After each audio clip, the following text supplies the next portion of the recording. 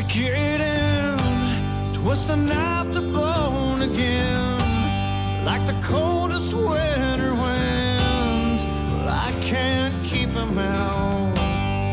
And in the sand, well, I'll draw the map as planned, with the 2-day blacktop tan. Well, I'll just walk the line. I'm gonna go down to the river and put my feet inside, and I'm no good for nothing most of the time. I'm gonna stand up on the mountain with my hands up to the sky, a little rough around the edges, but Lord, I try, and I'm gone.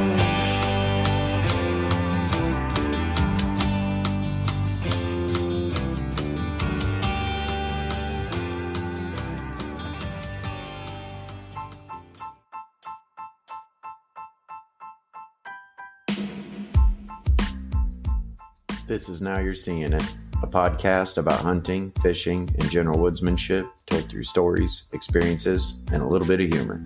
I'm your host, Jake McPherson. Let's gear up, get in the woods.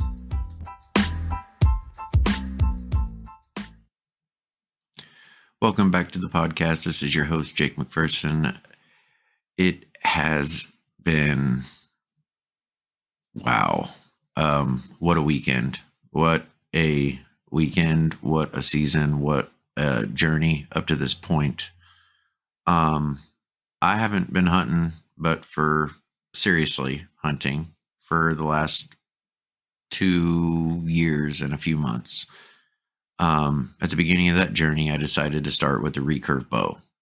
Most people, I think, end up there once they've mastered all other things and just need an extra challenge. But I decided to jump in face first, literally, and I have the battle scars to prove it, that this was going to be a tough road. It was going to be hard. I didn't realize how hard it was going to be. I didn't realize how much it was actually going to show me and teach me. And I was having a hard time recently, and I shouldn't have. I mean, like I said, I've only been doing this for a little over a couple years, and there's people that have gone for years and years and years before they get their first deer, especially using a means like a stick bow.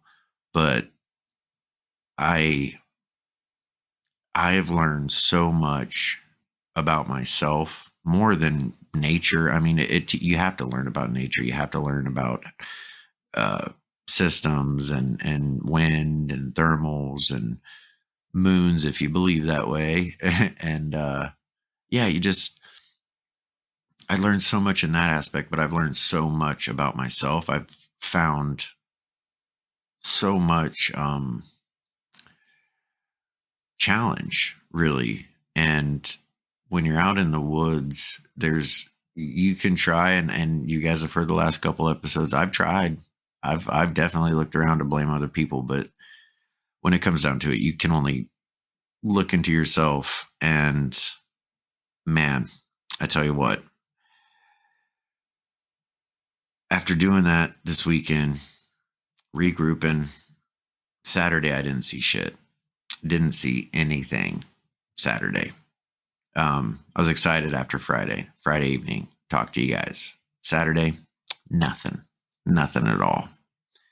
Kept positive, kept to my word, stayed positive, stayed focused. And I kept it simple. I kept it very, very simple. And I didn't see anything except a few other hunters, which was slightly discouraging. But the irony is they were crossbow hunters. And so I knew they were going to be hunting field edges and not actually down in the woods like I was going to be hunting. So I really wasn't that discouraged, and my instincts were correct. That's exactly where they went. And of course I took my climber down in the woods, because it's where the deers live. It's where they live. I'm not trying to just get them, pass them through. I'm trying to get them at home. So I'd set this spot. I set it up, I think, Thursday evening, and then Friday evenings, I set it up Friday evening. That's right. I set it up Friday evening, set it, saw the good stuff. Saturday, nothing. Trying to stay positive, stayed positive. I get out there Sunday morning and it's like a freaking parking lot. There's people getting dropped off. Guys are walking in there, and no offense. And if you're hard to sight, I'll give you a pass. You know what I mean? But if you're a grown man,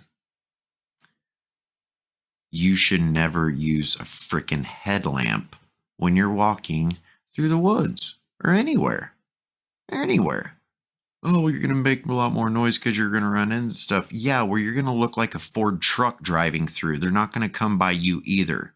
At least, squirrels trip a freaking break a branch every now and again. You're telling me that you walking in there with your freaking triple high beam on, looking left and right and center, that ain't going to do something?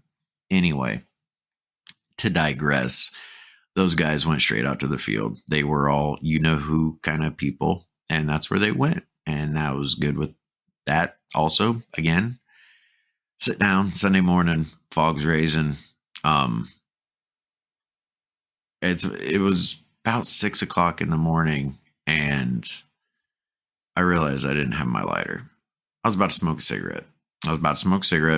That's one of the things I need to work on, but I was about to smoke me a ciggy before sunup, about 6 o'clock. Sunup's about, shooting light was 6:45. So sunup. So anyway, 6 o'clock, no lighter. I'm like, okay, what kind of man are you really? Like, how bad do you want this? How can you maintain your focus? Can you maintain your will over a cigarette? And I did. It was not easy. I had like a 2.5 huge cups of coffee at that point. So anybody that's drank or drinks a lot of coffee knows that the ciggy follows it up pretty nicely. So anyway, I get up there. I don't have my lighter. It's in the truck. Damn it. Here I am sitting. Sunlight comes up. Nothing. And I'm really trying to find every excuse in my mind to get out of that stand, to go back to my truck to get my damn lighter. I'm like, if I run back now, I can come back, still get a little late morning. And this now, like, I was about to throw it all away. About 8 o'clock rolls around, a little before 8 o'clock. And there's this branch in front of me that I noticed when the sun came up, and I could touch it, and I needed to cut it. And I'm thinking, I'll cut it at some point. I don't want to make too much noise right now. And I just put it off. I procrastinated it. Unfortunately, that was one of the mistakes I made. Luckily, it didn't totally ruin everything.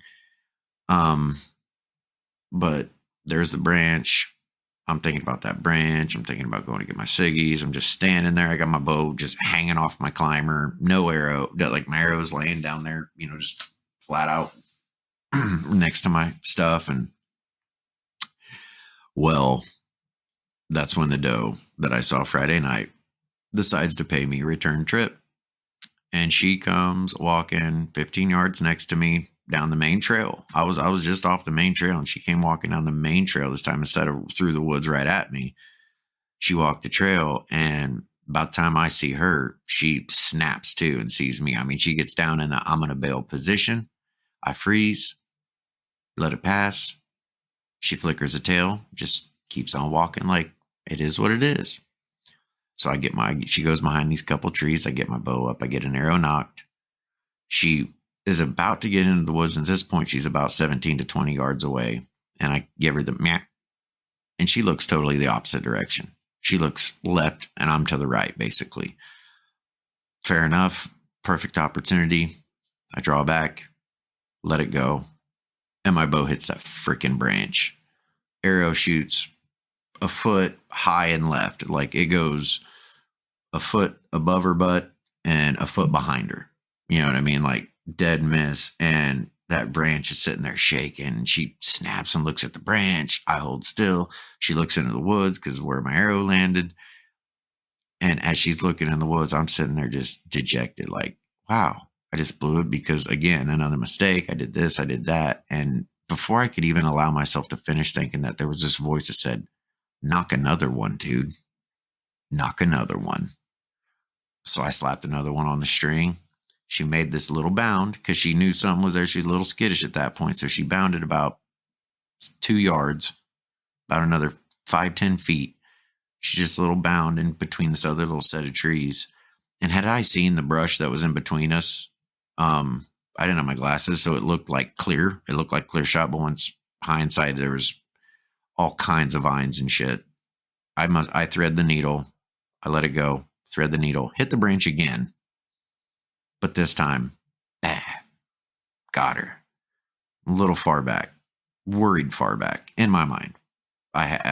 You never really know exactly where you get them. And I'm thinking, man, that was a little bit. Let's see. She takes off running, and I hear she kind of goes down this little draw, and I hear as she's down this draw, she just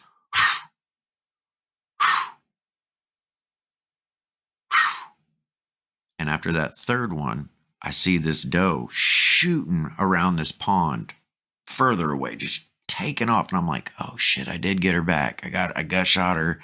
She went to lay down. She laid on the arrow because it was a 30-yard shot with a 45-pound recurve. It didn't go, it wasn't a freaking pass through by any stretch. It didn't pass through. It stuck her.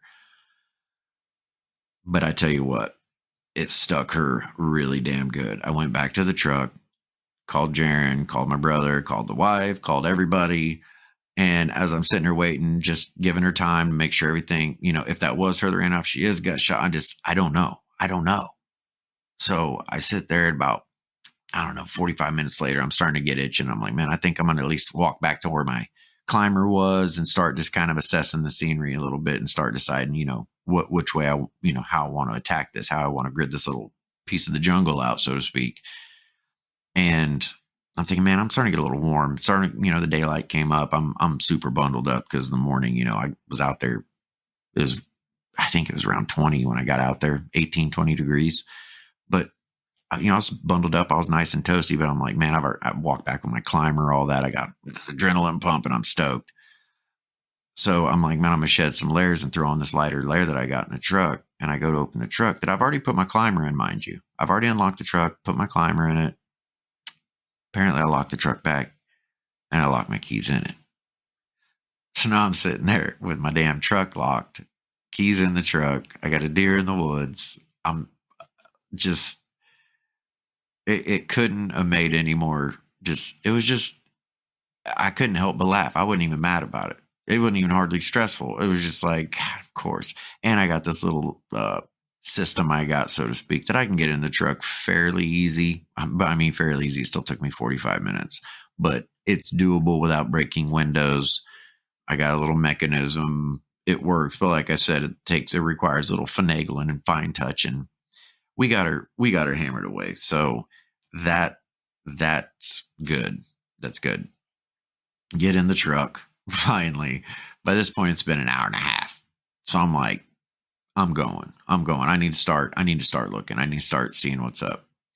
So I grab my sled. It's literally like a sled from Walmart. Just it's a little bigger than that. It's just a plastic sled with a rope in the front that you pull. Anyway, tie-dyed, all that cool shit. Grab my sled, grab my bow and my last remaining arrow because I found it. I did, when I climbed out of the stand, I did walk to where I hit her. Just right there at the edge of the wood line.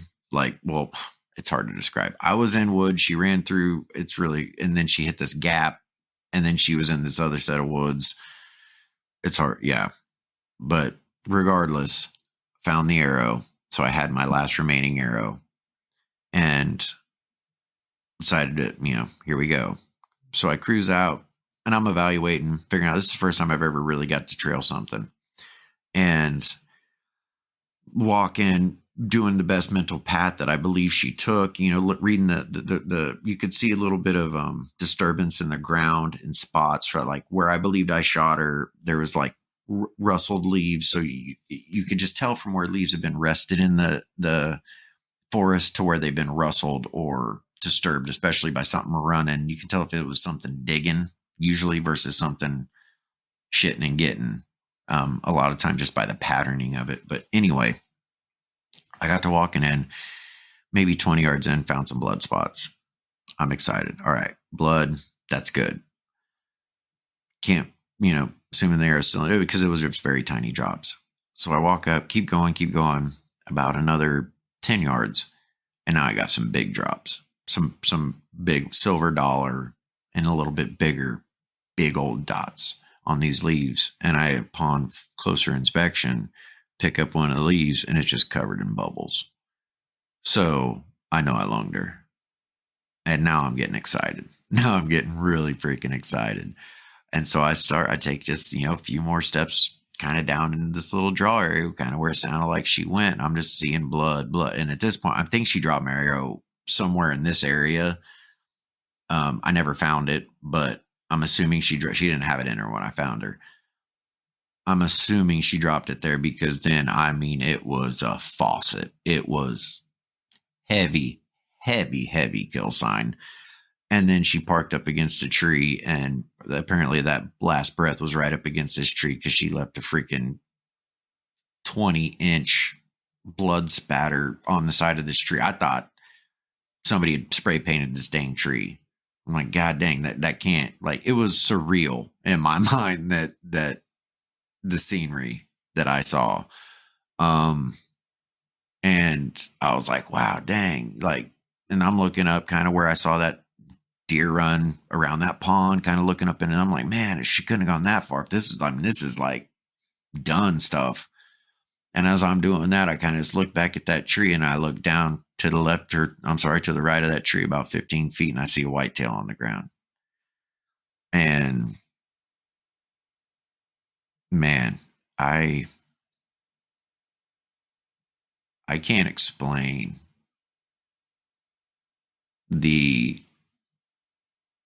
I can't even explain the emotion.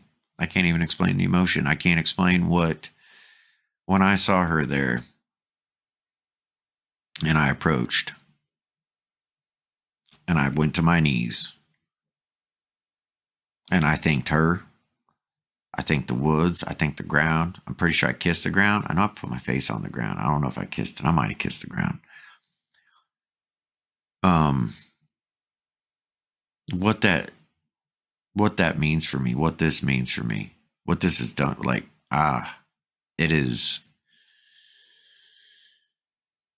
it's all about attitudes, folks. It's all about how you react. It's not about what happens to you. It's about what you happen to.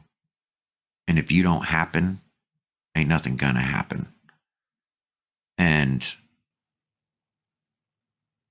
to go out in the woods 2.5 years, stick bow, school of hard knocks, doing it my way. Not too good to hear advice, but I didn't want to hear it. I wanted to trip over my own feet, and it almost got the best of me. And I could see how it gets the best of a lot of beginner hunters, especially guys that go out with the rifle thinking, oh, I'm just going to go back it up to the cornfield and pow, here we go. Party's on, meat in the fridge. That's not how it works. It may for a very select few, but that is a stereotype that I feel is unfounded and not the case. It's not the majority. The majority of it is the guys out there grinding and they put in the work. If they are sitting, it's because they know this spot and they know the spot well. And to accomplish such a difficult task in such a short time, in my mind, has given me the confidence, the belief in myself again, to where I can't say I've ever not believed in myself or not had the confidence in myself. Some would probably argue that I have too much, but the what is it? The what are you doing? The why, I guess, is what it really boils down to, is the why. Why are you doing this? Why are you doing what you're doing? For what? And I started asking that I can't say too many times. I started asking it a lot about why to the point of, and don't get me started, but why are we paying taxes? Why are we paying bills? Why are we doing these things? Why are we in these systems of God, I don't want to use the S word.